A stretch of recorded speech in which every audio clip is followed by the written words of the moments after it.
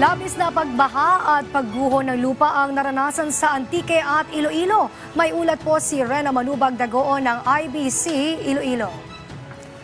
Rena? Mahigit 42,000 katao ang apektado sa Bagyong Krising at habagat sa Rion Sais. Ito ang pinakahuling datos na pinalabas ng Regional Disaster Risk Reduction Management Council o NDRRMC, kung saan nanguna ang mga lalawigan ng Antique at Iloilo sa naranasang pinsala. Nagkaroon ng malawakang pagbaha sa iba't ibang bayan na umabot hanggang tuhod, kabilang na dyan ang bayan ng Kulasi. Nanganganib din ang mga mamamayan dahil sa pagguho ng lupa sa ilang bahagi ng Antique, habang ang isang lalaking ay halos matangay na nang rumaragas ang agos ng tubig habang tinatawid ang baha. Ang mga silid-aralan din ay binaha sa bayan naman ng Hamsik, habang isang netizen ang nag-ulat ng pagguho ng lupa sa barangay Buntol, Sibalom na kinumpirma ng mga tauhan ng Brigada News FM sa kanilang pagbisita sa lugar. Bukod sa pagbaha at pagguho ng lupa, 21 saksyon ng kalsada at 4 na tulay ang naapektuhan, bagamat 17 sa mga kalsada ay naayos na. Nananatili namang sarado ang ibang mga kalsada at 3 tulay. Umabot sa 137 bahay ang nasira, karamihan sa Aklan at Antique. Hindi pa matukoy ngayon ang kabuuang halaga ng pinsala ng infrastruktura, kinakailangan pa ng mas detalyadong pagsusuri sa pinsala sa mga dike sa Barbasa at Kulasi. Nagkaroon din ng pagkawala ng kuryente sa 2 lungsod o bayan, ngunit naibalik na rin ito. Sinuspindi rin ang mga klase sa 79 na mga lungsod o bayan at malawakan din ang suspensyon ng trabaho. Stranded din ang 76 na mga pasahero, 8 barko at 23 motorbangka na karamihan sa Iloilo. Inilikas naman ng maaga ang 318 pamilya na karamihan sa Aklan.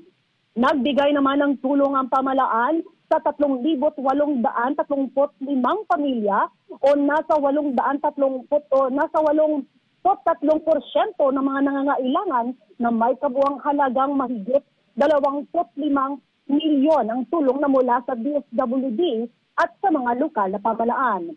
Patuloy ang pagmumonitor ng PDRRMO sa sitwasyon, partikular na sa water level sa mga mababang lugar.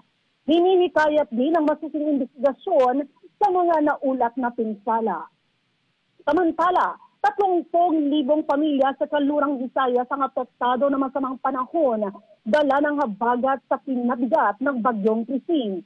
Ayon sa Department of Social Welfare and Development, umabot na sa 29,849 na pamilya o nasa 96,160 individual ang napektuhan.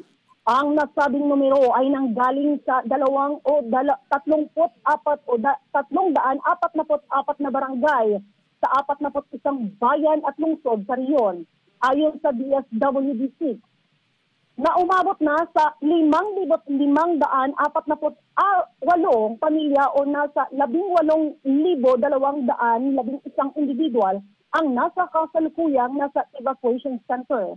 Samantala, 1,849 na pamilya o nasa 6,254 na individual ang naninirahan sa mga bahay ng mga kanilang mga kaibigan o kamag-anak. Umabot sa 213 mga bahay ang nasira ng bagyo sa Rion.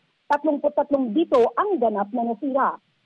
Ayon sa DSWD, nasa 5.7 milyon ang may pagkaloob na tulong sa mga apektado. May 141 milyon na karagdagang pundo na naghahanda sa karagdagang tulong. Para sa Integrated State Media, Rena Manubag Dagoon ng IBC 13.